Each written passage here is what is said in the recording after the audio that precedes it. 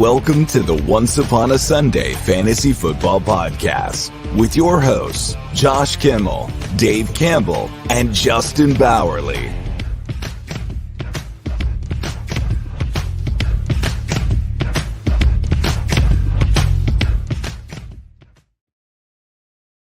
Fantasy Football Podcast. I'm your host, Josh. I don't know who that voiceover guy is, but he keeps on saying this co-host, Dave Campbell. Don't know who that is, but here we are today at our lunch break. Week 3 starts and sits of the week. Studs and duds, as we all say. It's not starts sits, it's studs and duds. Guys, get it right. Studs and duds, we're going to go through every single game. Literally all of them. So I don't want to waste too much of your time on your lunch hour. So let's bring in Justin Bowerly. Let's talk about these games because there are a ton of them. Justin, welcome in, man. How you doing? What's up? Yeah, who is Dave Campbell again? I forgot. I don't know if this voiceover guy keeps on announcing him second as a co-host. I don't know. I need to just remove Dave. Is Dave still a lot? Like, is he still on this show? Or Dave, that's a question for you. Only you can tell us if you're going to show up or not. But that's not what we're here to talk about. Let's talk about some games. But before we do that, if you're a new listener, if you are a new viewer, make sure you follow the show. We are growing daily. We're up to 230 subs on our YouTube, OUSFF Pod. We're also on Finn's Talk Sports Network, where we started this show. Not where we started, but where Bobby gave us a platform to talk. So thank you so much, Bobby, for that. Make sure you go to our website, OUSFFpod.com, our socials. This weekend, we are going to be popping out some bangers, just like we did last weekend. If you missed the Evan Ingram news, that's on you, buddy, because if you turn on our notifications, we had it out before everybody. So make sure you turn on notifications on Twitter. That's due to our social media guy and our own Ian Rappaport, right? Sean's our guy now. Like, he is the guy to trust for news. He is absolutely putting news out there before Ian and Adam Schefter are. So, and before you see it in your sleeper app, he's putting news out there a lot quicker. I think he's got notifications on for literally everyone that's involved in sports media. So it's been great. But it's not a competition, guys. We're all here to have fun, right? No, we're all here to have fun. If you want the information as soon as you can possibly know about it, following OUSFF. If you want it 30 seconds before them. Yeah. Or 5 minutes. I don't know how long it was, but I'll say this. Sometimes it's like 10 minutes. Like, sometimes I got Evan Ingram out of my lineup last week because of him. Because of him. If it wasn't because of him, honestly, and I'm not just plugging up the show, I would have started Evan Ingram. I didn't see Evan Ingram out other than like what we posted until probably 10, 15 minutes before the game started. I didn't see it until 12:45, and I was busy until 1. So it was I would have started him as well. It would have been a disaster. I started Hunter Henry instead, and he blew up last week. Not so much last night. Let's transition to that game. That S show of a game last night. We had the New York Jets beating down the New England Patriots. It's always a good day when the New England Patriots take an L. Always the best day ever. One of the worst teams, one of the most hated teams in my life. So I'm glad they took the L, but unfortunately they took an L from a team I hate probably even more, the New York Jets. So I can't win here. But at least Aaron Rodgers is looking good. It looked a lot better last night. I dropped him in a few leagues that are super flex leagues, actually. I dropped him because of how bad he's been playing the first 2 weeks. And I'm like, man, he's old. He's 40. He doesn't look the same. Well, last night he looked pretty good. So shame on me, I guess. Anyway, on you, yeah. Braylon Allen outrushed in rushing yards Breece Hall last night. That's a thing, apparently. We told you to pick him up on Wednesday. I hope you did, because he is the number 1 handcuff in the league right now. Some will say it's CMC. Ha, very funny. It's actually Braylon Allen, so good on him for balling out last night. Garrett Wilson had a touchdown last night. Wasn't too spectacular. And Allen Lazard, of course, scored the first touchdown of the night, putting them on the board. I think they won 28-3. It was a rout. Ramondre Stevenson totally essed on you. He scored me negative 0.6 points in a league. Cool. Cool, Ramondre. I guess you're back to running back 55 after we praised you on this show. I mean, I was just thinking about it, how like I finally have bought in on Ramondre, and then he does that. But yeah, looking at this, Aaron Rodgers had obviously the best night. Breece Hall, Demario Douglas, Garrett Wilson, Tyler Conklin. Allen Lazard is a thing, apparently. And then even Braylon Allen got some action yesterday. So I think I was the only person. I remember we did our waiver show, and I'm not bragging on me today. I'm really not. But I'm like, hey guys, we got to add Lazard on this list. Like he's a guy, Yeah. Rogers trust, and we didn't see much of it. We saw 3 catches on 3 targets, 1 touchdown. Like to see him more involved, but again, he's a guy that they're going to go to. They didn't really need him much last night. It was more of a Braylon Allen and a Brees Hall kind of night. So it is what it is at this point. I hate Thursday night games. I used to be like, I got to start my Thursday night guys. Now I'm like, I got to get my Thursday night guys out of my lineup just because of games last night. Unfortunately. All right, let's get into the 1 o'clock games.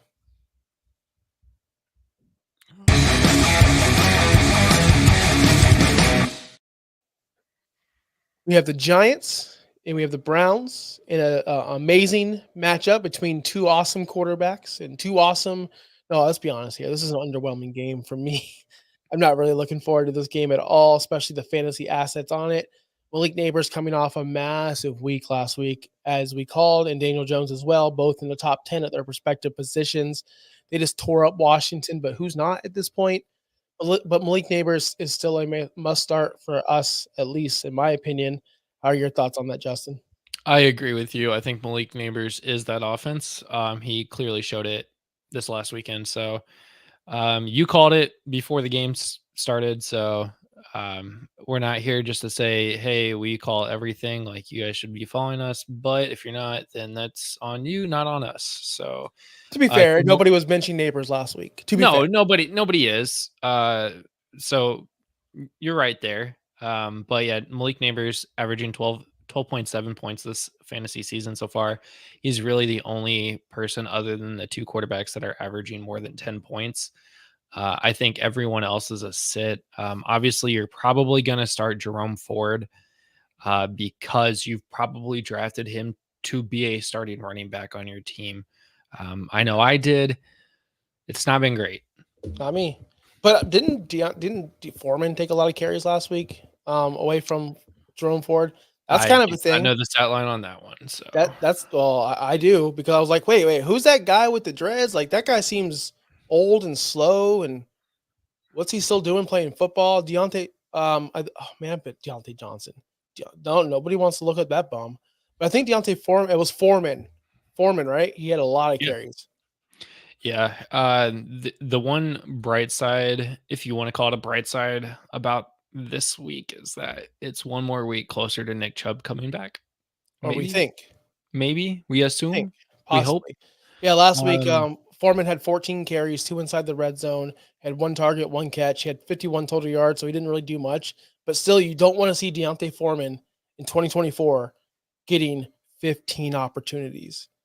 So that is kind of he's been cut this offseason already by the Browns. He went to the hospital during practice one day. Like, he's had an offseason, and he's still getting carries from Jerome Ford. I thought Jerome Ford was supposed to be the guy while Nick Chubb is out, and maybe moving forward. We were huge Jerome Ford people last year, but he is probably the only other potential starter that I'm looking at. If you have another starter, start him.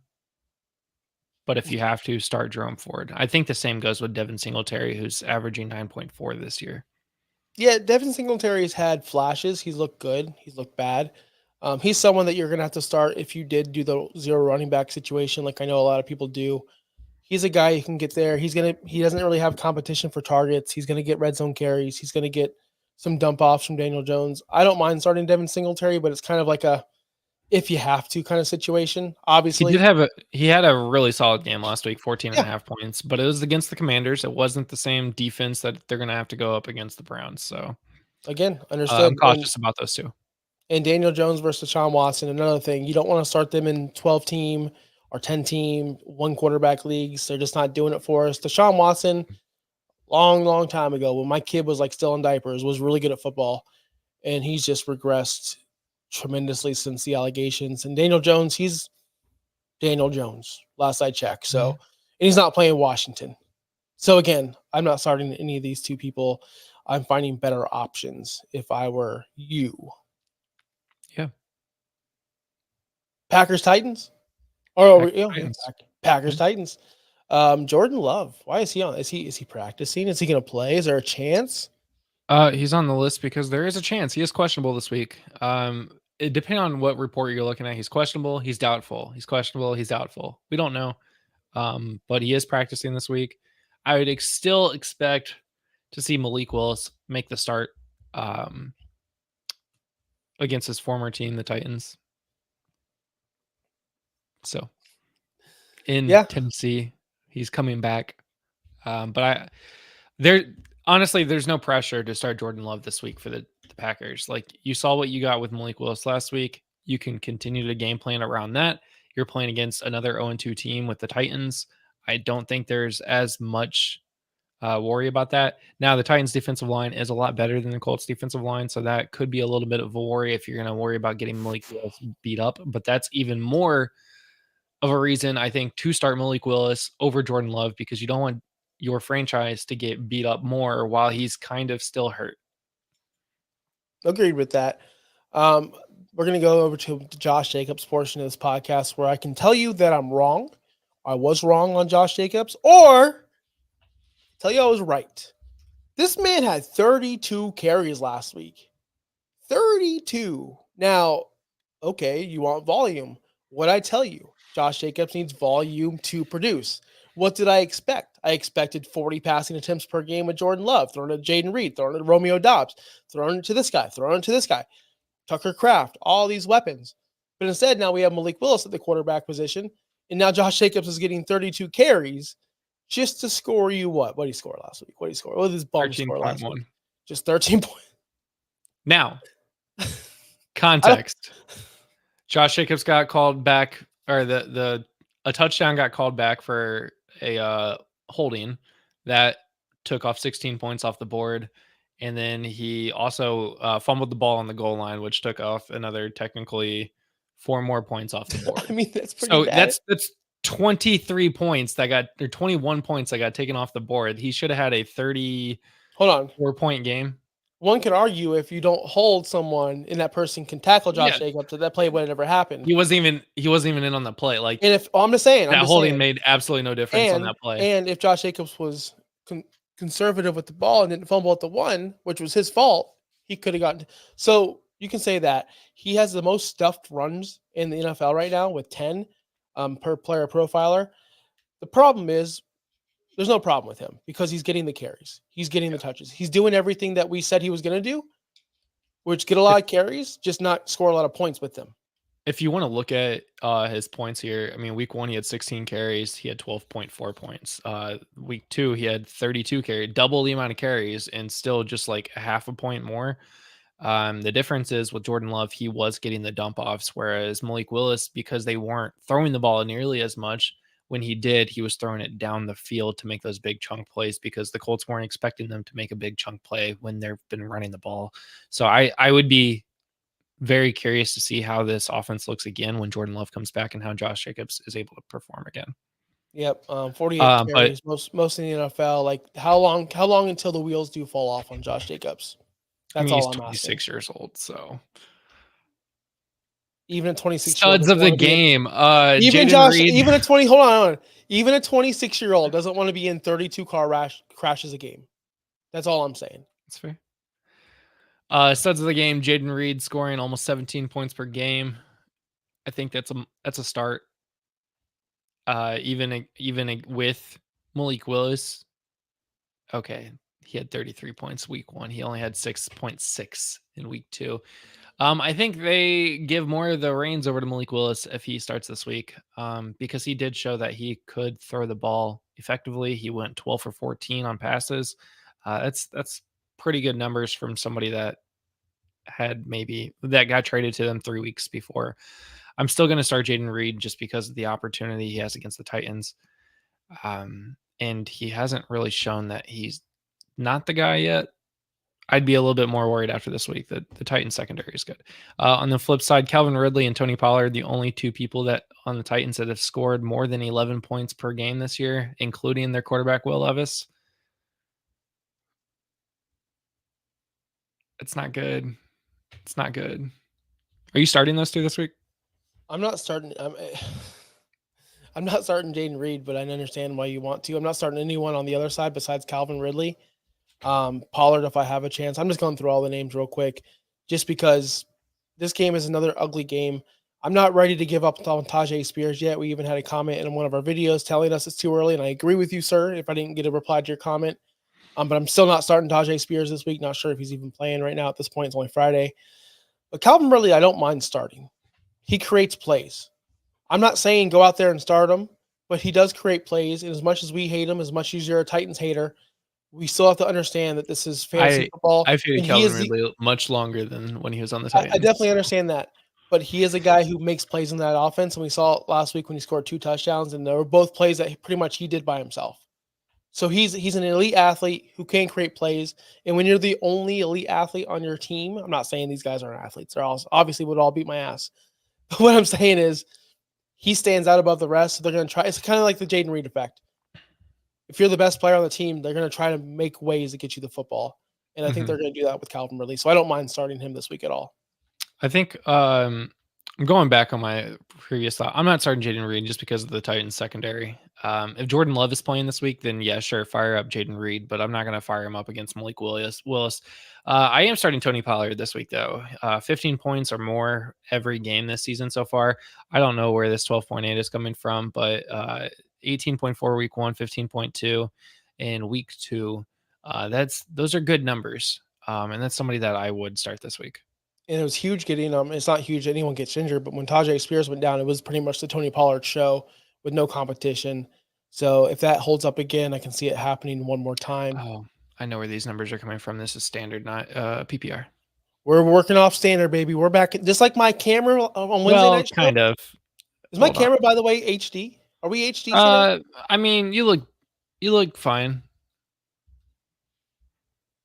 Bears versus the Colts. Bears versus the Colts. We have a battle of the most inaccurate quarterbacks of all time. Caleb Williams versus Anthony Richardson. If Richardson throws the ball 19 times and 9 get caught for 80-yard passes, we're still good to go. We're good to go. God, you're still on week 1. Okay. Well, I'm just saying. 17 for 34 last week, man. 17 for 34. Is that better? Is that better? You got the 17 completions. That was your big deal, is that he only had 9 completions the week before. Still had 27 points the week 1. Listen, all I'm saying is Anthony Richardson, he's a must start because of his ability, because of his rushing ability, and because of that arm, right? If Alec Pierce can come down with one or Michael Pittman can come down with a 4-yard catch, we're good to go. That's how I feel about Anthony Richardson at this point. I really don't feel comfortable starting anyone else besides Jonathan Taylor on this offense. And I might be crazy by benching Alec Pierce, and I might be not riding the hot hand here. But to me, he seems like one of those players where he could score 15 or 0, and he's scoring 15 more times than he's scoring 0. But knowing my luck, the 1 week I start him, he's scoring 0. So I don't want to even take that opportunity. I'd rather take a higher floor guy. I'm cautiously optimistic about Alec Pierce this week because of how many points he's scored. However, Josh Downs is likely to start this week, so that could take away. We talked about this on, I think, Tuesday, maybe. I'm not starting Michael Pittman Jr. You're not starting. You're not starting. Hold on. Mr. Limited, Michael Pittman. You had those sunglasses already for the show. I hate you so much. Hey, it's Mr. Limited, baby. That's what we do over here. Honestly, I would like to see Taylor get more involved and take the ball out of Richardson's hand. Let's treat him the way the Commanders are treating Jaden Daniels right now. Just do one read and run. Like, let's not even try to read a defense, because let's not act like and pretend like you know how to, Anthony, because you don't. Just one read. If he's not there, then run. Because I'm sick of the nonsense of terrible ball play. I want to see Michael Pittman do well. I want to see Jonathan Taylor do well.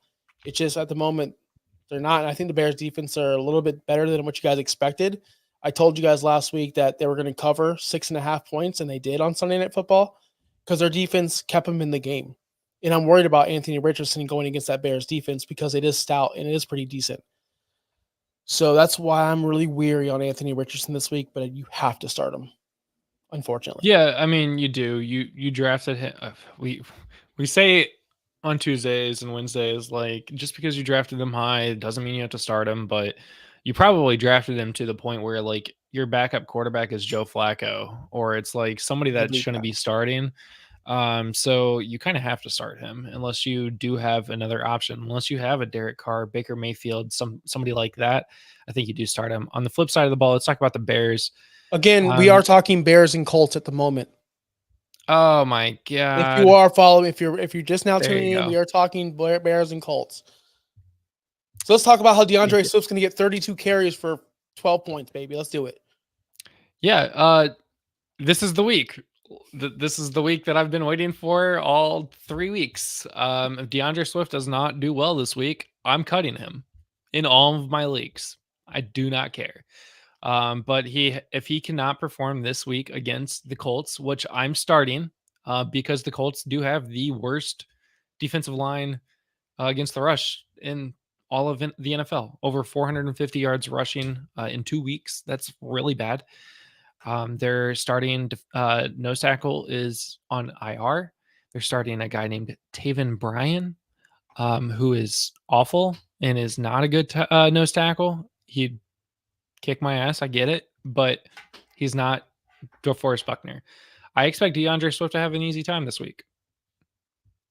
I hope so. I would hope so. If they give him 32 opportunities, hopefully he can do something with it, like Josh Jacobs did last week. Jeez. I mean, that's all you got to do. Why? I didn't realize how ineffective Josh Jacobs was. Everyone's telling me, oh, they did this and that and this and that. I'm like, dude, he had 32 carries. And he only did that. Like, that seems like a pretty good defensive line to me. If you give Breece Hall 32 carries, don't you expect like 250 yards? I don't know. That's all I'm saying. But DeAndre Swift, it is an up week. I know the Colts defense of their defense line is, of course, bad. Let's just see if DeAndre Swift is good at football. On the flip side of the passing game, I'm really worried about Keenan Allen. We don't really have an update yet. That heel is slacking. You know, the age is really catching up to him. Maybe it was the weight gain. I don't know what it was, but this heel's got to heal. And we got to get this man back on the field because he was supposed to be the best receiver on this football team. And maybe that's why Caleb Williams and his bad attitude is struggling, because he doesn't have all of his weapons there. And that offensive line is straight up dog water. So I don't know if I feel comfortable. I'm actually benching Caleb Williams. I drafted him in multiple leagues to be my starter, and I've already moved on from him, took him out of my lineup, and I'd rather start multiple other people. Sam Darnold come to mind. Geno Smith comes to mind. You know, Gardner Minshew comes to mind. Andy Dalton comes to mind. I'm starting all those guys before I'm starting Caleb Williams. I need to see this kid get it together and actually get the ball down the field to his threats, his DJ Moores, who even Justin Fields made look relevant, and we know how bad Justin Fields is. So if Justin Fields can do it, so can you, Caleb. Get your shit together, man. Whoa, who's saying Justin Fields is bad? You? Only I you. am. Gotta only be you. Can't be anyone else, because that's definitely not me saying that. And Dave. I mean, he's only scoring like 10 points a game, so that's fine. So yes, that's don't just I don't expect Keenan Allen to play football this week. I don't. So I would just take him out of your lineup now. And if here's what I do with questionable players overall, especially guys who I don't think they're going to play, like Teagan's last week. I keep them out of my lineup so I don't have to rush on Sunday at 11:30 and take them out. Now, if they're active, you can go rush and put them in because it's worth your time. So with Keenan Allen, put him on your bench. If he's active, you put him back in. If he's inactive, you don't have to touch anything. Most likely he's going to be inactive. So on the Bears, you said to start DJ Moore this week, right? Yeah, you have to. Yeah. For what it's worth, while you were talking, I fixed our own data on our sheet, so we should be good for there. Nobody will see it except for the two of us. So sounds good to go. Do you want to answer some of these questions before? Yeah, let's get Texans, to some Vikings? of these questions here. Need a flex spot. Yoshivas, Naylor, or Foreman? Yoshivas. I thought I was bad. I thought I was doing bad. It's 14 teams. I know it's a 14 team. It's fine. I'm gonna go. I go Yoshivas. I'm gonna go Foreman only because I think he's the only one that's baked in with 10 opportunities no matter what. He might not do anything with them, or he may just fall into the end zone with a touchdown to get you 6 points. Whereas the other guys need at least 3 catches and 30 yards to get that, where I think Foreman could just fall into the end zone. But again, I think you're kind of screwed there no matter what. But Foreman, where I would go, unfortunately. Yeah. Experts are saying that London over Amari Cooper, but I have Cooper this week. He's He had a loves ton of Cooper. targets, and I love Cooper this week. He's had a ton of targets and just hasn't clicked. He's due for a big game against a horrible team. Then again, I thought about Terry last week, and that didn't end well, but Terry didn't have the volume. Also, while London has a higher receiving yard line, Cooper has the better touchdown odds. I'm sorry, but Cooper is not fantasy relevant anymore. I wouldn't say he's not fantasy relevant. That's not fair. He does He have is not 17 doing targets well. this I'm season. sorry. He's had 17 targets, but he's had 5 receptions. No, I If the understand that. quarterback can't get you the ball and you're not scoring points, then why are we starting you? You have a total of 7.7 points on this season. No, I understand what your point is, but to me, to call him dead and irrelevant, a lot of players start out very, very slow. He's number 1 in the league in routes run. He has the most routes run in all the league, right? He's number 4 in deep targets. Like, they're trying to get him the ball. So Smitty is right about they're not connecting.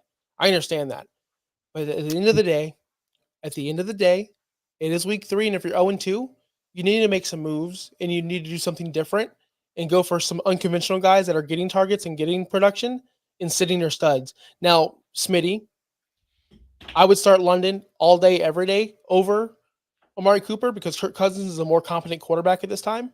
Even though he doesn't look like it, he definitely is. And if you listened to us last week, which I'm glad you're here now, never start Terry McLaurin ever again. Don't ever believe in him ever again. The dude's done. I've been saying this for 3 years now. The dude's done. Buried. I buried him 3 years ago. He's in the backyard. Done. Out off my rosters, buddy. But thank you for watching the show, man. I really appreciate it. Jeez. I honestly can't believe this is nothing on you, Smitty, because everyone does it. Every league has him drafted. I can't believe people still draft Terry McLaurin. It just blows my mind. It's fine. Let's move on. Texans No, it's Vikings fine. here. Because I still draft T. Vikings Higgins. Because I still draft T. Higgins. So I get your pain. All right, move on. Texans Vikings. Derek, I'm sorry when you have to watch this back and figure out how you're going to clip it. Texans Vikings. Obviously, you got CJ Stroud, Nico Collins, Joe Mixon, Stephon Diggs, all scoring a lot of points this season. Flip side, Sam Darnold, Justin Jefferson, and Aaron Jones. Those are your 7 studs of this game. Are you starting all of them if you have them, or are you worried about any of those? Oh, man, I'm not worried about any Texan right now, except for Tank Dell. He's the only Texan, and Dalton Schultz as well, that I'm really worried about. It looks like Stephon Diggs is really taking over that Dalton Schultz role, as in he's taking those shorter routes, and he's not as effective as I thought he was going to be. Nico Collins is the true alpha there. I can take egg all over my face. I can tell you that I was wrong. It's fine. It's fine. It's fine for now. And CJ Stroud is just money. He's just a baller. He's an instant start. Same with Joe Mixon. Like, this Texans offense is pretty fun to watch. I have no complaints, no thoughts about benching any of these guys in the foreseeable future. Yeah. On the flip side, Vikings, you got to start Justin Jefferson. Aaron Jones is killing it right now. Sam Darnold is doing really well as well. Top 5 quarterback, I believe. So yeah, I was going to avoid that comment until after we talked about. I just wanted to show him that we're live. That's all. We're live, okay. pal. I was about to say that for Derek's sake, for our video editor's sake, I was hoping to wait until after this clip. So sorry again, Derek. Josh is the worst. But yes, Matt, we are live. We do answer questions. I'm the man of the people, baby. I'm the voice for the voiceless. I know Justin's getting so mad at me. I'm sorry. All right, you can continue, sir. That was it. You got to start all. I think you start all 7 of those guys that we talked about. All right, so we have people in the chat saying game of the week. This is going to be a fun one for sure. Sam Darnold has finally found a home. He found the Ghostbusters. There's no more ghosts in his life. He's crushing it. Justin Jefferson, that 97-yard pass. It was awesome to watch. It killed me everywhere, but it was awesome to watch. Justin Jefferson was going to be fine all along. You guys underdrafted him like I told you did. Justin Jefferson is still the best receiver in football, hands down. Instant start if he's playing. He did say he's playing, so please plug in Justin Jefferson and don't ever change it again. No. You worried about Aaron Jones at all? No. Neither am I. Cool.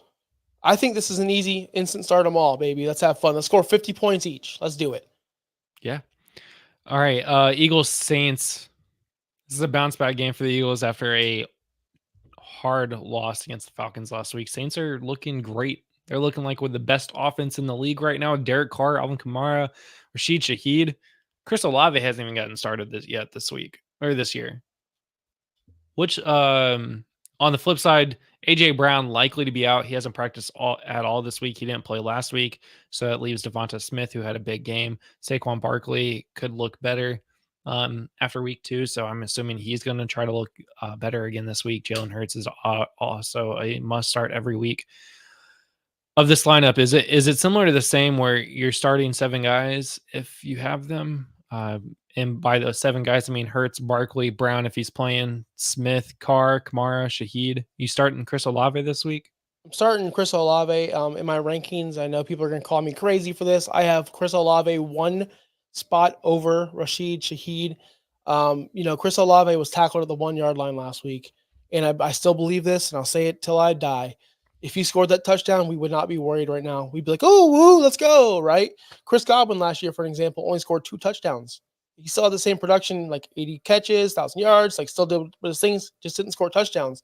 Olave gets in, we're going, no brainer. We're starting Chris Olave. So keep on starting Chris Olave. He only has 1 less target than Rashid Shaheed this year. Shaheed has 9, Olave has 8. They've also played easy opponents where they're blowing people. I mean, they're making it look easy, where they're blowing people out. So they don't need to throw the ball a ton. In this game, I think they're going to need to throw the ball. And I think they're going to throw it efficient all over the Eagles defense. And I do think that Shaheed and Olave get involved. And I think Olave is going to have the biggest game of his season, obviously, because he's been pretty bad. And I think if you bench Olave now, it's a mistake. And I think he's going to come back with a vengeance because he is an elite athlete. He's a guy who's been there for years, doing it for years now. All of a sudden, he lost it to Rashid Shaheed. Tough out of here, man. Shaheed's a big play guy. We expect that from him, but it can't happen every week. He's not Tyreek Hill. Get this through your minds, people commenting in the chat. Tell them, not you guys, comment in the chat after our videos telling us we're clowns. Shaheed's great, but let's see it sustain a full 17-game season. We've seen Olave do that. Just trust the process. Yeah. Before we get to the next game here, okay, thanks. My running backs stink, and I have Gus Edwards on my bench. Should I drop him for Tajay, who is available? Wow. Whoa, hold on. This is a conundrum because Matt, if you're new to the show, every Tuesday we're here and we hold funerals for players. We cut 1 player a week and they're done. They're dead. We've funeraled both of these players. We funeral both of these players. Unfortunately, I funeral Gus because I think he's very limited. Can only get you about 40 yards a game. And the only fantasy manager that should have Gus Edwards on their bench should be those that also have J.K. Dobbins. That's it. That's the only possibility. Now, for Gus Edwards. He will tell you something differently. I will take Tajay over Gus all day, every day because of the upside. So Tajay is who I would go for. Tajay is very similar to Gus Edwards for me. If you have Tony Pollard, you have Tajay Spears. But if you don't have Tony Pollard, unless it's we're talking about redraft here, you don't have Tajay if you don't have Tony Pollard. I agree. That's just me. I agree. Also, do you all think I should start Shaheed and Olave or Tank and Olave? Shaheed and Olave. Man, that's tough. At this point, Rashid is doing better. Tank is not doing well yet. It's just difficult because when you have 2 players in the same offense, especially the same position, only one can score a touchdown. So you're limiting your fantasy input through that week total. So, for example, if Olave scores that touchdown, your other wide receiver or flex position is taking a hit because they didn't score the touchdown. That's fair. So I'd like to take a risk. Pick Olave or Shaheed, whichever one you like, and I would start Tank just for the upside of one's not going to kill the other. That's fair. And last one here. Did y'all see New Orleans hasn't had a murder in 18 days? Derek Carr is working. Do I have a celebration for that? Yeah. No murder. Let's go. Congratulations, New Orleans. Maybe I can go there safely. Next up, Steelers Chargers. This is a big one. This is a bigger one than most people thought. Most people probably assumed that this was going to be an 0-2 matchup versus an 0-2 matchup. Here we are, flip side, 2-0 versus 2-0. But are you starting anybody outside of J.K. Dobbins this week? Man, I'm still starting Ladd, just because I have to in some leagues. I don't like it. I don't feel fun. I don't feel great about it. Cautious about it. Yeah, I'm very cautious about Ladd. We'll mark that cautious. It's just, I think he has to get more involved. And I think that week 1 he was good, and then week 2 just Quentin Johnson was the entire offense and J.K. Dobbins. I say I can't buy any Quentin yet. I just can't do it. You can't make me do it. I refuse to do it. I think his isn't his total really just he had a broken play touchdown. Yeah, a 22-point game. That's what's messing up the points per game total here, because he only had 6 points in the week 1, but they are feeding him the ball. 5 targets week 1, 6 targets week 2. He just caught more this week, and he had 2 touchdowns. That's where all of his points came from. He's very touchdown dependent. Without those 2 touchdowns, he's looking at 5 receptions, which technically would be 3 if without those touchdowns, if you didn't catch those. So, I mean, you're looking at like an 8-point game instead of a 22-point game. So I'm not sold on Quentin Johnson yet. But here at OUS Fantasy, we don't take touchdowns away and we don't take receptions away. It happens. Correct. We have to acknowledge it. But is it likely to happen again? I don't think so.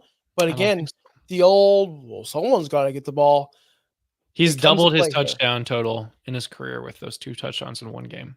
Yeah, you can say the same thing for Ladd, though. He's a rookie. He only has 1 touchdown. So how can I say start him in confidence? Not Quentin. Quinn's got 17 games over Ladd, though. I'm just saying. I know. In 17 games, he scored 2 touchdowns. Ladd on the season, 7 catches, 65 yards, 1 touchdown. That's not too great. If it was a Marvin Harrison, we'd be panicking, but it's not. It's Ladd McConkey because we drafted him so late. I'm still believing in Ladd. I'm starting him if I have no other option, just because I feel like he's going to get involved more. Gus Edwards, not starting. Justin Fields, yes. Yes, I'm always starting Justin Fields if I have to because of his rushing ability. We know that what can happen there. George Pickens was limited last week. He went against Pat Surtain and the Denver Broncos. They have a surprisingly good secondary because of Pat Surtain. He's the best player on their team, and he shut down 2 players in a row, which I can't wait to get to the next game to tell you to bench somebody because he's going against Pat Surtain. So George Pickens is going to have a big bounce-back game. He doesn't have Surtain on him anymore, and Justin Fields is going to do his best getting the ball. Justin Fields is really good at getting one player the ball. He did it with DJ Moore. I think he's going to do it with George Pickens this season. So start both in confidence. All right. If Justin Fields has another 11-point game, do you start getting worried? I guess we can talk about this on Tuesday, but we could talk about this on Tuesday. But yes, of course, if he struggles again, I'm starting to get worried for sure. Yeah. No doubt. Next up, last one in the 1:00 slot: Broncos Buccaneers. Again, another game I think we assumed was not going to be great, but I think it's 2-0 versus 1-1 here. Yeah, who are you not starting on the Buccaneers offense because of Patrick Surtain? Big Mike Evans. And I hate to say it. As you know, Justin, I'm a big Mike Evans guy, one of my favorite players of all time. But we've seen in the past him get shut down by Marshawn Lattimore and other top-tier cornerbacks. He gets very, very aggravated very, very easily. If Pat Surtain gets on him early and gets him out of his element and taunts him and, gets in his head, I've seen Mike Evans shut down before. And this is a situation where I'm kind of scared that Surtain has shut down every single. Look it up, guys. I should have the numbers in front of me, but he held Pickens, and I forgot who. DK Metcalf, 3 catches, 36 yards. He held both those guys under, I believe, 40 yards. Big Mike is better than both those guys. I understand that, and they're both getting paid a big salary to play their sport, respectively. So Mike Evans should do his job and catch the football and produce, but that's not always the case with Big Mike. I'm scared of Big Mike this week. You're going to have to start him because who benches him? But if I have a better option, I'm starting somebody else just because I think Chris Godwin's more involved. He scored 2 touchdowns in 2 games. He's being targeted inside the slot. Chris Godwin is the number 1 target this week.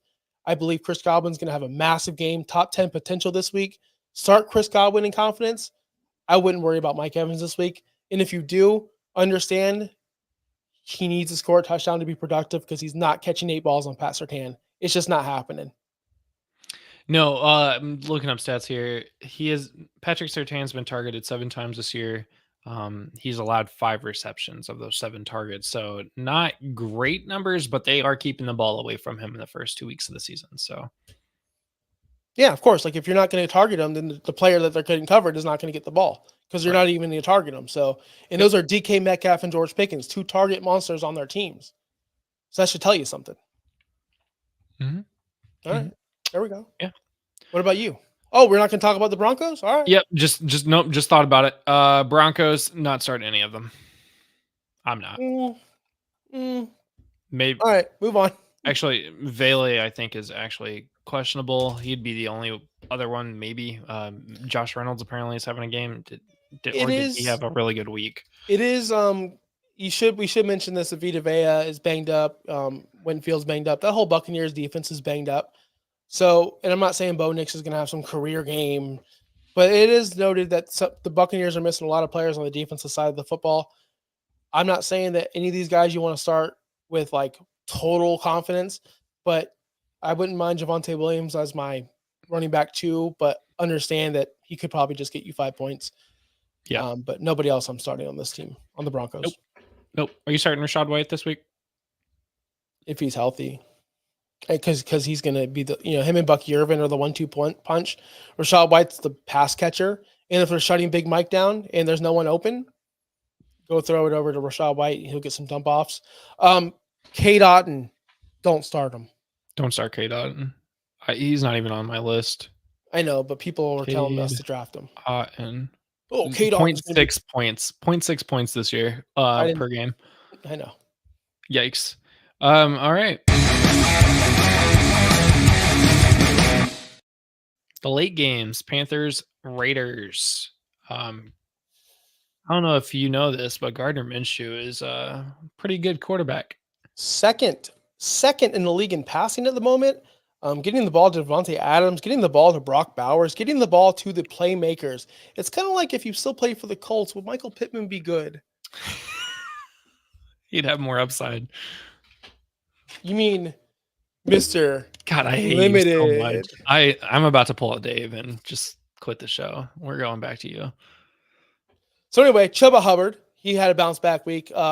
I should take the glasses off so he comes back. Yeah, you should. Chuba Hubbard had a bounce back week last week after many of us dropped him because we didn't think he was the guy to cover until Jonathan Brooks came back. He was serviceable last week. Not too bad, not too great. Just he had 4 catches, 76 yards total, 10 carries. That's what you're going to get from a Chuba Hubbard. We're waiting on Jonathan Brooks to come back. We're waiting on him to get healthy. But in the meantime, if you have no other running backs, because we're seeing running backs drop like flies, he's must start because he is getting the volume, unfortunately. But how much volume? Well, with Andy Dalton starting this week also, what is the best way to have a veteran quarterback retain their job over a younger quarterback? It's to win the game. And if you don't have the receivers, you don't have the offensive line, you're going to hand the ball off more, which means Chuba Hubbard is going to get the ball more. He's going to have a better opportunity. He did a lot with just his 10 attempts last week, and he got targeted 5 times by Bryce Young. I would expect Andy Dalton to use him as much as humanly possible this week as well. And I'm not starting Deontay Johnson until I see something. I know a lot of people are hyped up for Andy Dalton to get back in, but remember, guys, he's Andy Dalton. Prime Andy Dalton wasn't that good at football. Now, older Andy Dalton might be better. Seriously. He went to the playoffs. Yeah, he made the play. I mean, I'm older than you. I saw his prime. You're probably still in diapers at that time. No. I saw Andy Dalton in his prime. Remember, I do root for the Bengals. So you do. But again, it is still Andy Dalton. We still have to remember who is replacing him. Just because it's an upgrade doesn't mean he's a top 15 quarterback, guys. Okay? So I do want to see what he can do with Deontay Johnson and the rest of these guys. I'm staying away from the entire Carolina Panthers offense, and I'm only starting Chuba Hubbard if I have to. On the flip side, man, I want to light all the Raiders up. Brock Bowers in particular, 9 targets last week, 8 the week before. He is debunking all of the rookie nonsense. I mean, Laporta did that last year. But I believe Brock Bowers will have a better year this year than Sam Laporta had last year. Derek, cut that. It's happening, right? I agree. Okay. I agree. Let's go. No, I 100% agree with you. Brock Bowers is exactly the tight end that we all said he was going to be this year. There are some doubters that saying, well, tight ends that go in the first round, like they don't do well. Look at Kyle Pitts. Look at blah, blah, blah, blah, blah. Brock Bowers is different. We knew this in college. We knew this coming in. He was going to be elite. We were upset that he went to the Raiders because we thought that was going to limit him. They already had Michael Mayer. They got Devontae Adams. They've got no quarterback, but Gardner Minshew is getting him the ball. Yeah. And he's showing to be the second best receiver in Las Vegas behind Devontae Adams. And that's pretty good. Also, obviously, you're probably going to start Devontae Adams this week. Yep, Brock Bowers, 15 catches, 156 yards, both first in the tight end category. No touchdowns yet, and that's crazy. No touchdowns yet, but he's still up the board. You in the tight end world these days, it's like, oh, if he doesn't score a touchdown, he's not relevant. Well, he's super relevant. He's actually second in points per game at 15.3 because of the receptions and because of the yards. He's one of those rare tight ends this year that's producing. He's literally having a Sam Laporta year this year, because last year Sam Laporta was still getting points without the touchdown. Well, actually, no, he wasn't getting points. He was scoring touchdowns to he get the had point. to get the touchdowns. Yeah. So Brock Bowers is doing this without scoring touchdowns. Yeah, I get it. And Gardner Minshew is the one throwing the ball. We talked about him a little bit, but just let me just give you some selling points on Gardner Minshew and why we love him on this show. Number 2 in passing yards, behind Brock Purdy with 533. His yards per attempt is 7.5, which is 12th in the league. His true completion percentage is 82.1%, which is first in the league. His deep ball accuracy is 66.7%, fourth in the league. Play action completions, first in the league. The guy is so efficient right now. It's crazy. And I love to see it with a guy who's been on team after team after team and getting benched for younger guys after younger guys after younger. Let the man start football. Let him play a full season and see what happens with no pressure on his back, with no one breathing down his neck. And we're seeing it right now with the Las Vegas Raiders, and they're making big things happen. I'm happy for Gardner. I would be super happy if he was my streaming quarterback. As in, like, I have him or Justin Fields.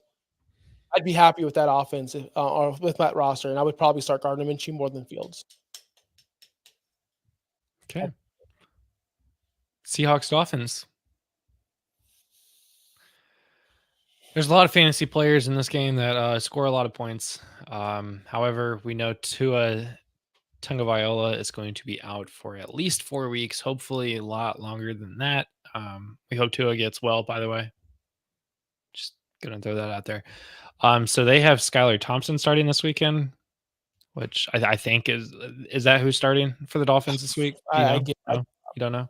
I give up. Okay, so flip side, Devon Achane, Tyreek Hill, Jalen Waddle. You're starting all 3 of those guys, right? Are you starting Waddle this week? I'm going to be honest with you. I'm going to be completely honest with you. Are you starting? I am not starting Waddle. I am not. Are you only starting Tyreek Hill this week? I'm not starting Tyreek Hill. You're not?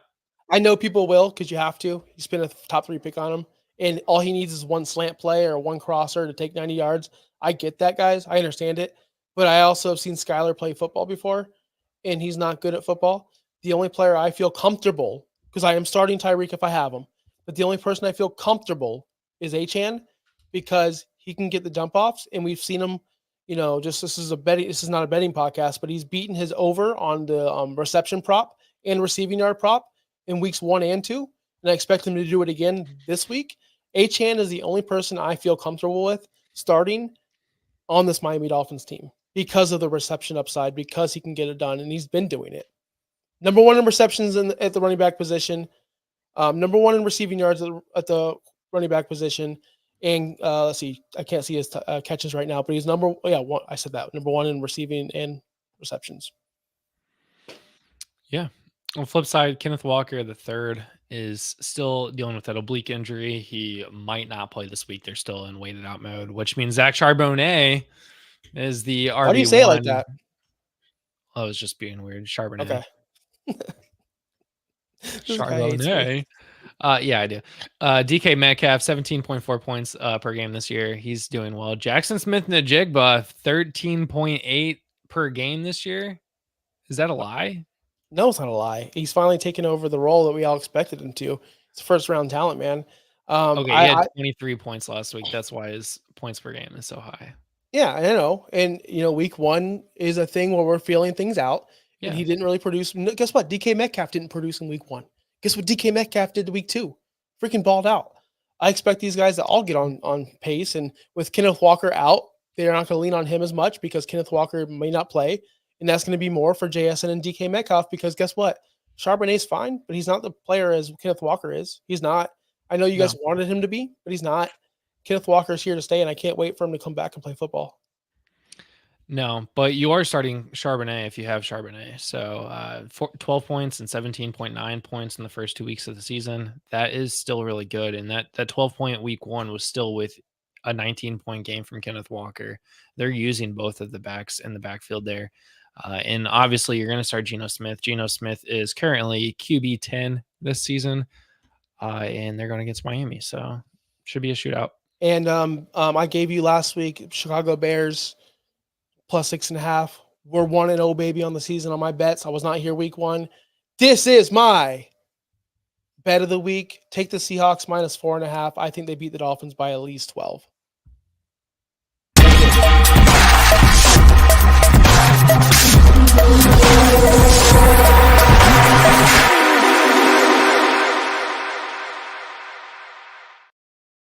Whoa, that's new. It's a little long. No, it's not. We've had it before, but yeah. But that's just my bet of the week, guys. Take Seahawks minus 4.5. Yeah, all right. There you go. Ravens Cowboys this week, 4:25 on Fox. Cowboys are trying to get back from an embarrassing loss to the Saints. The Ravens have not won a game yet this season. Which one's more likely to happen? The Cowboys winning against the Ravens, or the Ravens falling to 0-3 or winning their first game of the season? This is tough, man, because Cowboys didn't look good last week. And we're not here to talk, analysis on who wins games or not. But I do think it's more likely the Cowboys bounce back than the Ravens win, sadly. And it's because of this man, Derrick Henry, right here. He hasn't been, to me, looking the same as he did before. He's a little bit older, like we said. He's not scoring the touchdowns. I believe he has, 1 touchdown on the season. I could be wrong on that because I know we scored. No, he has 2. He has 2. Okay. He has 2 touchdowns. So I'm wrong. But he only has 130 rushing yards on the season. When they get down, and if they get down, they throw in Justice Hill in there. And Derrick Henry's just sitting on the sidelines going, what's going on? His snap share percent proves it. He's only played 46.9% of the snaps. You don't want your number 1 running back only playing less than half of the snaps. That's a huge issue. And we saw this with Derrick Henry in Tennessee when they got down big in playoff games. Derrick Henry came out. The Titans didn't use him because he is not a pass catcher. We saw the same thing with the Colts and Jonathan Taylor last week against the Packers. They did not play Jonathan Taylor at all in the fourth quarter, and he was the only productive player on the Colts. So it doesn't make any sense sometimes, but that's just the way the league is. When you need a passing down, you put in the passing running back. Yeah, and Derrick Henry's not that guy. It's just the script hasn't been there yet, and I don't think the script's going to be there for them either. I think Dak Prescott and CeeDee Lamb, they get up early, and I think that they do force the Ravens to throw the ball, which means it's going to be a Zay Flowers type of game and Lamar Jackson type of game, which is also awesome for fantasy football. My question to you is, are we trusting Mark Andrews still? No. I'm not yet. I'm not yet. He hasn't hit double-digit points yet this year. He's aging. I mean, like he's tight end suck this year, and I don't know what to say about it, but he's currently tight end 15. That's not a starting tight end in 12-team leagues. It's definitely not a starting tight end in 10-team leagues. So yep.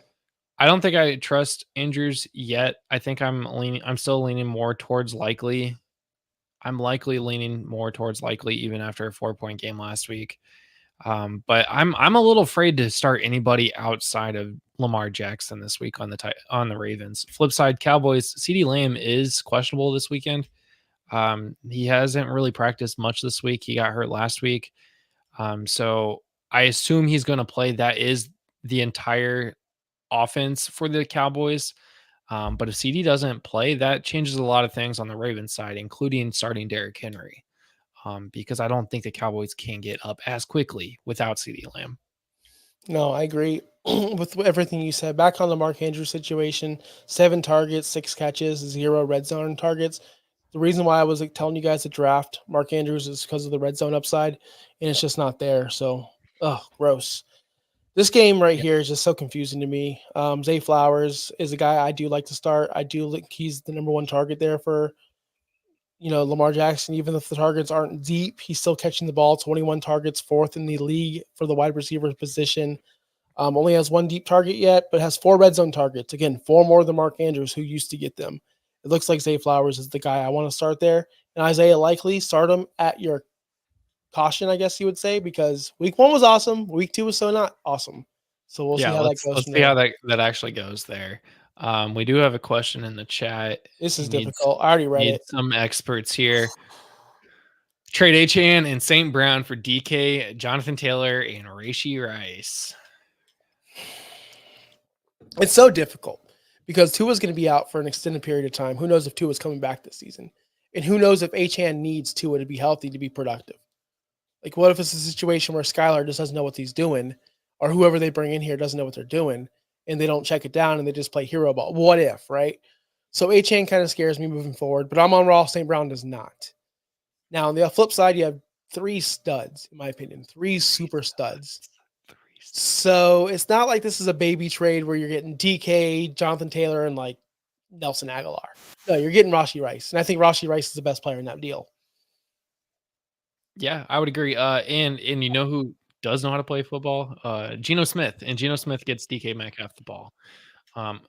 The Colts will figure out whatever. I'm still not worried about Jonathan Taylor. He is one of the top backs still this season. He's currently he's RB24, which is still a starting running back in most leagues. So I'm not worried about that. Rashee Rice is there. His other running backs are Steven, Monty, Pollard, Mason, and Rashad White. I would take that trade because you don't even need Jonathan Taylor to be a starter now. I would take the Rashee Rice side. Yeah, easy. Yeah, for me, that's what I would take. The best player in the deal is Amon Ra. Yeah, the best player in the deal is Amon Ra, which I believe everyone knows that.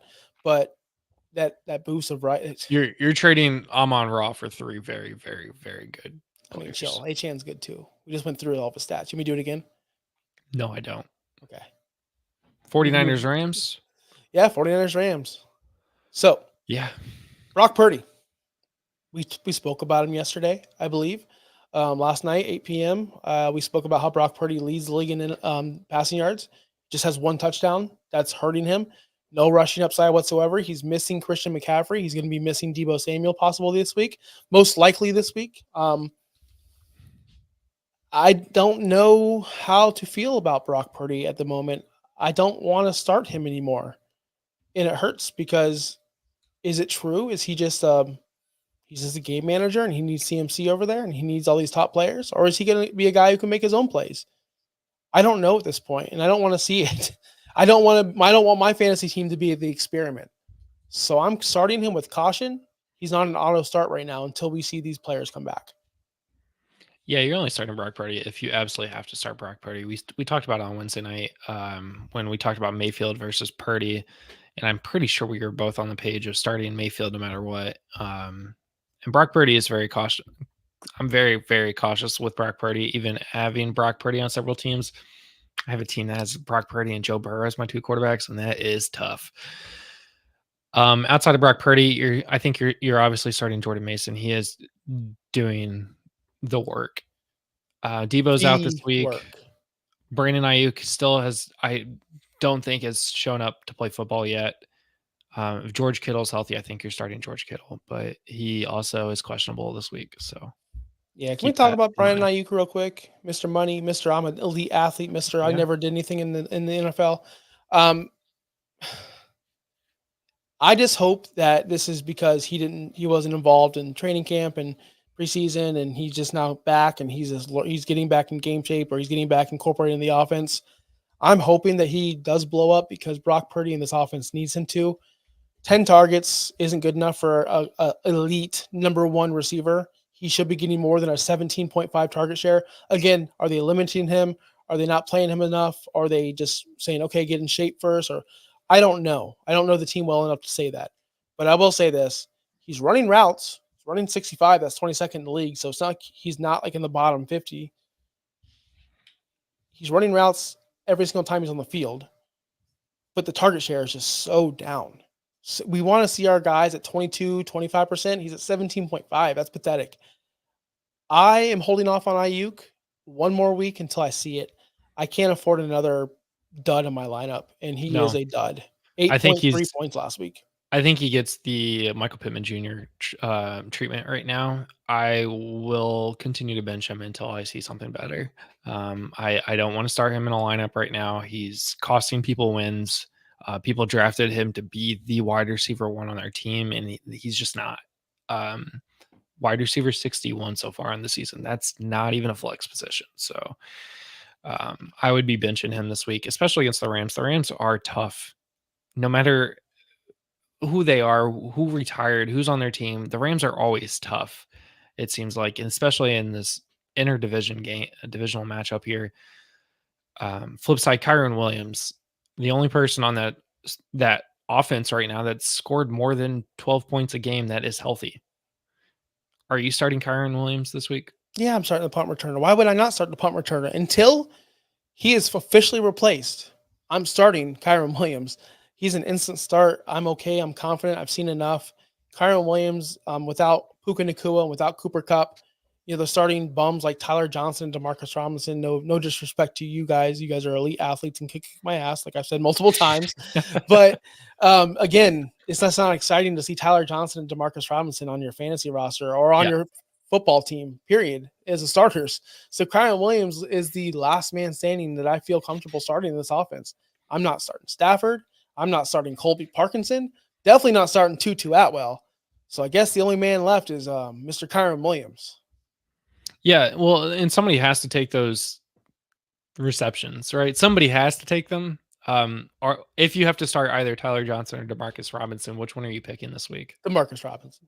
Yeah, I'm sorry, Demarcus Robinson. Yeah, I've seen. I enough agree with Tyler you Johnson.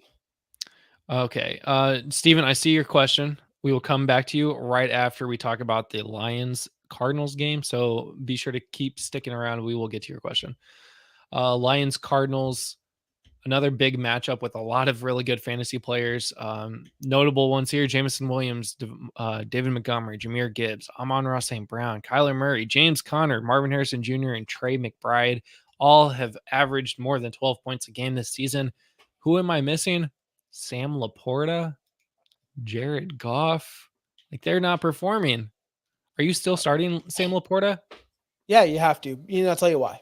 Because what are your options? What are your other options? What are you going to do? Yeah, you probably drafted him and no other tight end this year. Yeah, exactly. So what are you going to do at this point? You're just going to drop him or bench him for Colby Parkinson, who we just talked about. Luke Schoonmaker. He might be a better option, to be completely honest. We didn't talk about him in the Dallas game, but he might be an option. But again, he's probably already picked up. He's probably already rostered. So you're stuck with Dalton Kincaid. Not Dalton Kincaid. He's another fucking bum we could talk about. Sorry, Bobby. But Sam Laporta, again, he played against Tampa Bay and Los Angeles Rams. Two kind of tough matchups. He only had 3 targets against Tampa Bay, not understanding what they're doing over there. And I'm telling you, Jameson Williams is the problem. He is the new kid in town, and he's taking all the cool kids with him, and it's just him, and people are following him. Right now, he is the number 1 alpha on that team over Amon-Ra. He is. It's a fact of life. Number 1 in the league in red zone targets in the league. Just imagine that. I remember I joined the league last year, and the first thing I did was I unloaded Josh Jacobs for Jameson Williams, and I got clowned. Oh, the new guy. Everyone thought I was the new guy in town that didn't know what he was doing. Well, maybe I lost the trade a little bit, but Jameson Williams has finally got his uprise this year, and I'm sitting here laughing, going, "Hey, guy with Josh Jacobs, you want Jameson Williams? No. Oh, you do? Too bad. You need to give me Jacobs plus." So Jameson Williams has had this rise that we all wanted. He's finally having it, and it's at the expense of players like Sam Laporta.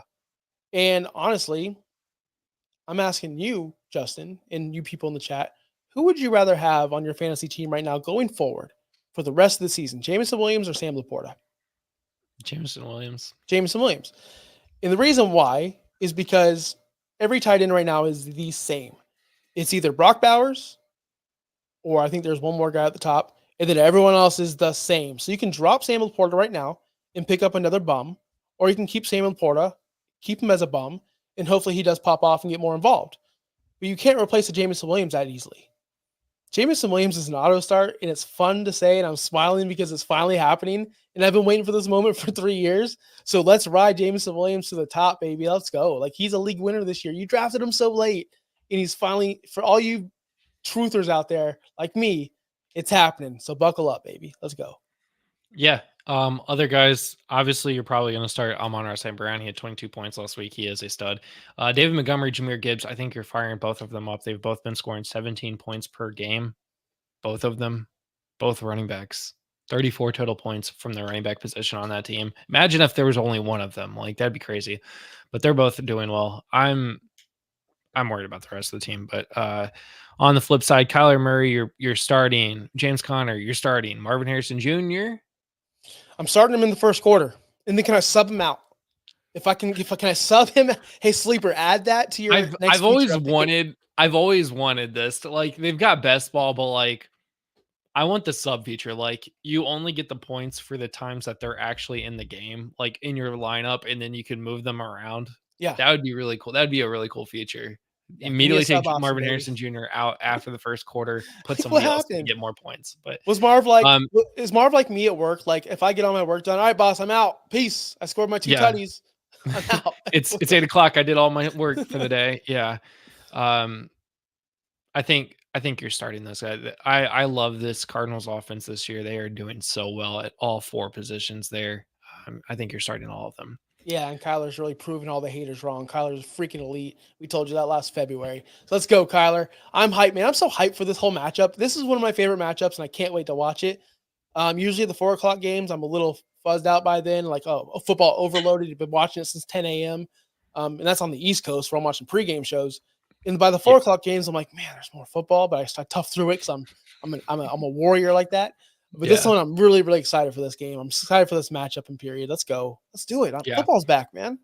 Let's answer some comments real quick, and then we'll get to the final 2-3 games of the night. Okay, so Steven is asking, looking for week 3 advice, full PPR, need to fill wide receiver in 2 flex spots. George Pickens, Najee Harris, Demarcus Robinson, Ladd McConkey, Carson Steele, Rico Dowdle, and Chase Brown. Okay, so George Pickens. So hold on. So is it 1 receiver and 2 flex, so 3 total players? Yes. Okay. Yes, 1 wide receiver, 2 flex here. I think honestly, you go George Pickens, Demarcus Robinson, and Ladd. Okay, I'm going George Pickens as my wide receiver. I'm going Najee Harris as my flex because of the volume and because of what's going to happen. He's going to get the ball. He has no competition. We spoke about that on yesterday's show. Najee Harris is the volume king. And then at DeMarcus Robinson or Ladd, it's kind of preference. I'm going to go DeMarcus Robinson only because I think he's the number 1 target there. Where Ladd, he still has to deal with J.K. Dobbins. He still has to deal with Quentin Johnson and other players over there. It could be anyone. I agree. So DeMarcus Robinson, Najee, George. Who to replace Pacheco? I have Najee, Madison, or Eckler. Volume again, Najee is there, but Eckler is also still getting a lot of points in the passing game. I don't know about Madison. I'd go Najee or Eckler. Josh, do you have a preference on there? Is it my preference is Najee still, just because of the volume. Whereas Eckler sharing a lot of target or carries with Brian Robinson, and Brian Robinson's a better running back. Where Najee's the number 1 there. Yeah. And then I think a big thing about Laporta is that the Rams and Bucks recently played the Lions, so they wanted scheme versus the players that killed them in the playoffs. I agree. He's also happy that we are JMO fans, which, Josh, you were out that week.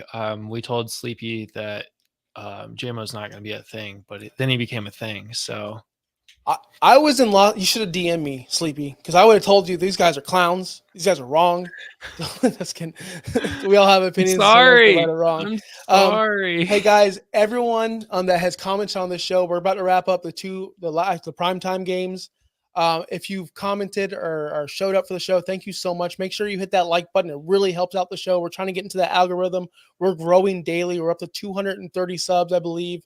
Just like a month ago, we were only at 100. So please subscribe. Please like the show. It gets everyone out there, and let everyone know we're here every single Friday at noon to talk about every single game as best we can. So let's get to the primetime games.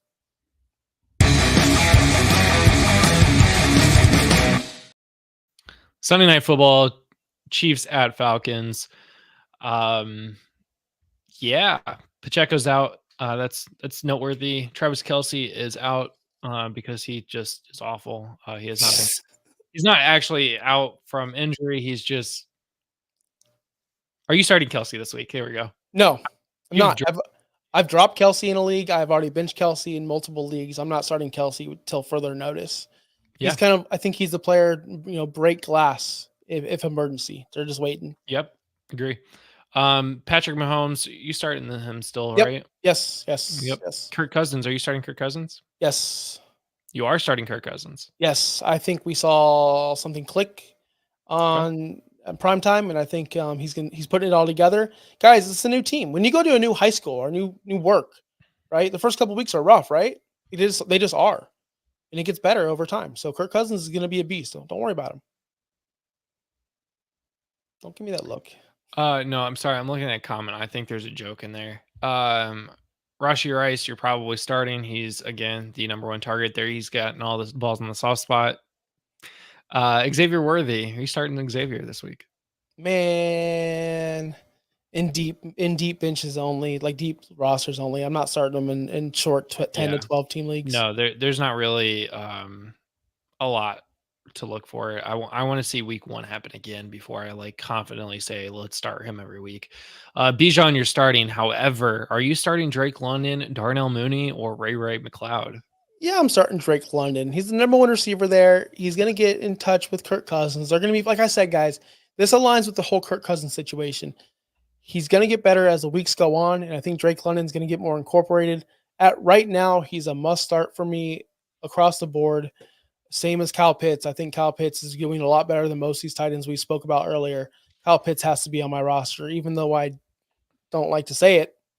But Kyle Pitts is a thing this year. So you're starting Kyle Pitts this week? Yeah, I'm starting Kyle Pitts. All right, let's move on to the Jaguars Bills game. Wait, hold on. Why is there 2 primetime games this week? What am I missing? Am I crazy? 3. There's 2 Monday Night Football games this week. Oh, I fucking hate when they do that. Same. So this one is on ESPN like normal. This is the Jaguars Bills. Of course, you're going to start Josh Allen and James Cook. However, are you starting any other player? Are you starting Dalton Kincaid? Again, the same as like Laporta. Take my Laporta. Hey, Derek, take my Laporta conversation I just had, and instead of like me saying Sam Laporta, just enter Dalton Kincaid. just like that, Dalton Kincaid. Like just copy that in there. Yeah. Yeah, you have to start him because you did draft him because he's probably the only tight end you drafted, and now you're probably streaming tight end. So you might be at the point this season where you start streaming tight end until further notice. Flip side, Trevor Lawrence, I think I'm benching. He has not been productive this year. He has not been good this year, and they have to play against the Bills offense that does not look, or defense that does not look good for Trevor Lawrence at all. Can Trevor Lawrence finally get hate? Can we start hating this guy? I've always hated this guy. He sucks. He's not good at football. He doesn't push the ball down the field. He's not a winner. What's the appeal? What's the appeal?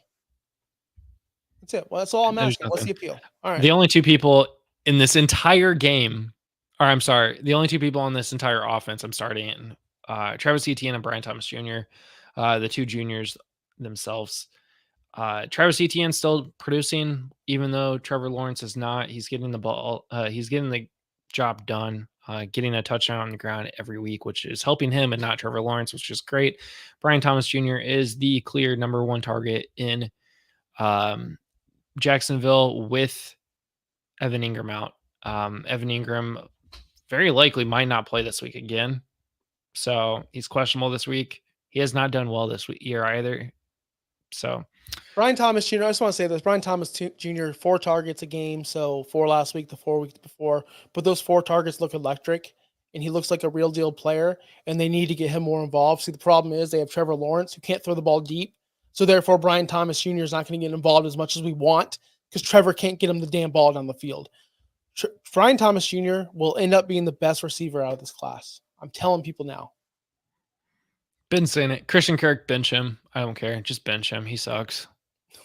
He's just not. Again, this is more of a Trevor Lawrence situation than anything. I think Christian Kirk is fine. He's just not getting the ball efficiently down the field like Trevor Lawrence is this bad at football. He sucks. Analysis. He sucks. I've been saying it. So Bengals Commanders. I didn't change the logos on this, so this is great. Sorry. This is the last one I did too. This one's on ABC/ESPN Plus. I hate to listen. Tresner in the chat loves these 2 Monday Night Football games. I would love, not now because we're running super late. I got to get back to work. But Why do you love 2 Monday Night Football games? I have one TV. I am 40 years old almost. I ain't got time for all this streaming and I'm not flipping back and forth. Can I even flip back and forth? I mean, Or do I you're have to not watch it on a streaming service? ABC. So yeah, you could flip Okay. if you have cable TV. And on top of that, I because- got Monday Night Raw. What do they think I have? Eight eyes? I mean, that's what the people want, right? Like Sure. they want Okay. more football on primetime. I guess they do. Do you- All right, that's you know Yeah. what? I might like it. I might come on here Tuesday at noon and go, you know what? It was a great experience in flipping from Raw to one game to another game and just not Yeah. knowing anything, just watching plays. Yeah. I don't know what's the problem here, man. I can't keep up with it's storylines. because Yeah. you're old. That's right. I keep Yeah. forgetting that. Okay. So in this game, we got obviously Jaden Daniels. He is a must start in my opinion. You've got Brian Robinson Jr., I think, is a must start. He is the running back for that team. Honestly, I'm starting Austin Eckler this week. He's scored more than 10 points every game so far. He's getting involved in the passing game. Do you like Austin Eckler? I don't like Austin Eckler, but I understand that he's You annoying love enough. Austin Eckler. No. I do love Austin Eckler as a person, as a football player, but He's a cool dude. not for a fantasy player this year. I prefer Brian Robinson. Brian Robinson is the steal of the draft by far, in my opinion. He is a number one running back for any of your fantasy teams. He can be there. If he had the reception totals, of course, it'd be even better, but he's not. Him and Jaden Daniels are great at running the ball, and they're going to run the ball down anyone's throat if they get a lead. Now they're playing the Bengals, who like to throw it and have fun and throw to Jamar Chase and T. Higgins if he's ever active. The Commanders have one of the worst secondaries in all of football, so I expect this to be a blowout. And I expect Brian Robinson and Eckler to have a very, very bad game on the ground. But I do see Eckler getting catches this week. So if that happens, if Austin Eckler gets about 7 targets or so, I'm in. But if they're in the lead, I'm out. So it's kind of a conditional thing. I mean, he's getting 7 total targets so far this season. He's scored 21 and almost 22 points this season. He's fine in the flex, like a deep flex. Like if you absolutely need somebody to start, put Austin Eckler in there. He's been doing well. I've been starting him each week, and I've been winning my games that I have him in. Flip side, Joe Burrow. Are you going to start Joe Burrow this week? Yeah, I am. I'm starting any if I started Daniel Jones against the Commanders. That's true. That's fair. Yeah, you have to. Joe Burrow. And he scored 17 points against the Chiefs last week, so that's pretty good.